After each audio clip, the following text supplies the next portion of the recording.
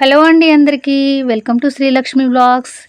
ఈరోజు మీకు ఉసిరికాయ నిల్వ పచ్చడి ఎలా పెట్టుకోవాలనేది చూపించబోతున్నాను. ఇదైతే ఉసిరికాయల సీజన్ కదా, చాలామంది పెట్టుకోవాలని ఉంటుంది, కానీ ఎలా పెట్టుకోవాలో తెలియక పెట్టుకోరు. వాళ్ళ కోసం అయితే నేను వీడియో చేస్తున్నాను. ఇలా మంచిగా శుభ్రంగా కడిగేసి ఆరపెట్టేసుకోవాలి, చక్కగా తడి లేకుండా. వాటికి చాకుతోటి తొనకి ఘాట్లు పెట్టేసుకొని ఇలా కళాయిలో పల్లి నూనె పోసేసి చక్కగా ఇలా మంచిగా వేయించుకోవాలి. మర్చిపోకుండా మనం ముందుగా అయితే ఉసిరికాయలని ఒక గ్లాస్ తోటి కొలుసుకోవాలండి. తప్పకుండా ఎన్ని గ్లాసులు వచ్చాయి అనేది కొలిసి మనం అప్పుడు ఉసిరికాయలని వేయించుకోవాలి. చక్కగా అన్నీ కూడా మనం ఎన్ని తీసుకుంటామో అన్నీ ఇలా వేయించేసి పక్కన పెట్టేసుకోవాలి. ఇలా వేయించి పక్కన ముందుగానే మనం పక్కన పెట్టేసుకొని, చూస్తున్నారు కదా, ఇలా అయితే పక్కన పెట్టేసుకోవాలండి. వేయించి అన్నీ కూడా నేను ఇలా వేయించి పక్కన పెట్టేసుకున్నాను. చక్కగా మీరు అన్నిటికీ కూడా ఘాట్లు పెట్టేసుకొని వేయించుకోండి. తర్వాత చింతపండు మంచిగా నాననిచ్చి అలా గుజ్జు తీసి కళాయిలో కొంచెం ఆయిల్ వేసి ఇలా గుజ్జుని వేసి చక్కగా దగ్గరికి చిక్కగా అయ్యేలాగా మనకి ఆయిల్ అనేది కొంచెం ఇలా బయటికి రావాలి. అప్పటి వరకు మంచిగా ఉడికించుకోవాలండి. ఇలా చక్కగా ఉడికించుకున్నాను. నేను ఒక 150 గ్రాముల చింతపండు తీసుకున్నాను. నాకు 8 నుంచి 8.5 గ్లాసుల వరకు అయ్యాయి. వాటికి 150 గ్రాముల చింతపండు తీసుకున్నాను. ఇంకా ఆ తర్వాత మనం ఇలా కారం ఏ గ్లాస్ తోటైతే కొలుసుకున్నామో ఆ గ్లాస్ తోటి నేను గ్లాసున్నరకి కొంచెం ఎక్కువగా కారం తీసుకున్నాను. గ్లాసున్నరకి కొంచెం ఎక్కువ ఉంటుందండి. ఇదైతే చక్కగా మనకి పర్ఫెక్ట్గా ఎక్కువ కారం కాకుండా తక్కువ కారం కాకుండా ఉంటుంది. ఇలా కొలతతోటి తీసుకుంటే మనకి పచ్చడి అనేది పర్ఫెక్ట్గా వస్తుంది. ఇలా తర్వాత మనం ముందుగానే చక్కగా దోరగా వేయించుకున్న మెంతుల్ని మిక్సీ పట్టుకోవాలి. ఇలా 1 స్పూను మెంతుపిండి వేసుకుంటున్నాను నేను. అదే అంతవరకు సరిపోతుందండి, అంతకంటే ఎక్కువ వేసినా బాగుండదు, కొంచెమే పచ్చడి కాబట్టి. ఇలా 4 స్పూన్ల వరకు ఆవపిండి మంచిగా వేయించి మిక్సీ పట్టుకున్నాను నేను. మీరు కూడా ఇలా చక్కగా ముందుగానే ఆవపిండి మెంతిపిండి మిక్సీ పట్టి పక్కన పెట్టేసుకోండి. ఇలా ఒక చిన్న స్పూనుడు పసుపు అయితే వేసుకుంటున్నాను.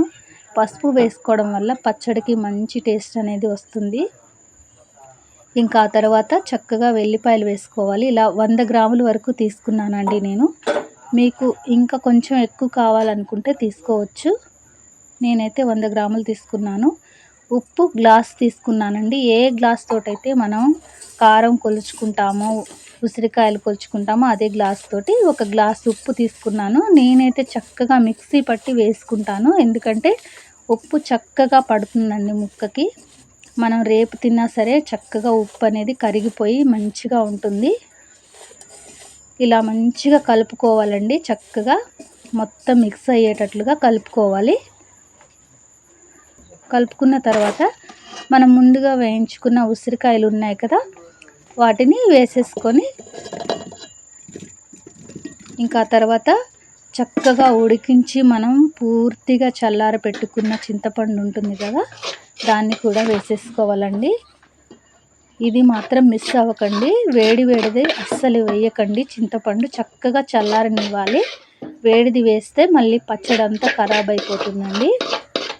మనం ఆయిల్ అయినా సరే చక్కగా వేడి చేసి పూర్తిగా చల్లారనివ్వాలి.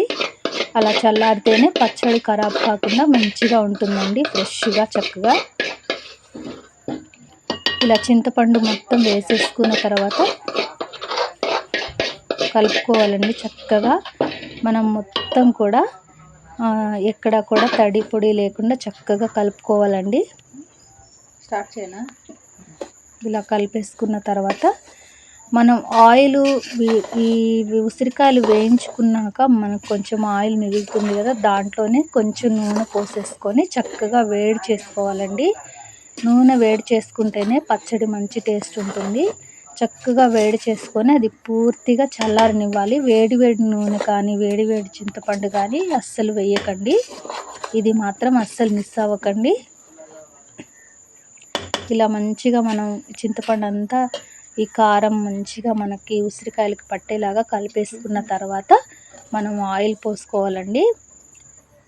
ఇది మనం వేయించుకున్నాక మిగిలిన ఆయిల్ ఉంటుంది కదా, ఆ ఆయిల్ అయితే పోసేసుకుంటున్నాను నేను. పచ్చడి మంచి టేస్ట్ రావాలంటే మనం ఇలా చక్కగా ఓపిక చల్లారి పెట్టుకొని చక్కగా వేడివేడిది వేసేయకుండా చల్లార్చుకొని కలుపుకోవాలండి. ఇలా మంచిగా ఎక్కడా కూడా పొడి లేకుండా చక్కగా కలిపేసుకోండి. కొంచెం కూడా పొడి ఉండకూడదు. చక్కగా కలుపుకున్న తర్వాత మనం 3 రోజులకైతే మంచిగా మళ్ళీ ఆయిల్ అనేది పైకి వస్తుందండి. ఇప్పుడు కొంచెం తక్కువ అనిపించినా 3 రోజులకి చక్కగా పచ్చడి అనేది ఊరుతుంది. అప్పుడు మనకి ఆయిల్ అనేది పైకి వస్తుంది. ఒకవేళ తగ్గిందనుకుంటే చక్కగా ఆయిల్ మంచిగా వేడి చేసి మళ్ళీ కలుపుకోండి. మన ఛానల్ని సబ్స్క్రైబ్ చేసుకోండి. సబ్స్క్రైబ్ చేసుకుంటే నా ప్రతి వీడియో మీకు వస్తుంది. అలాగే ఇంకెన్నెన్నో మంచి వీడియోలు చేస్తాను. అలాగే ఒక లైక్ కూడా ఇవ్వండి. Thank you.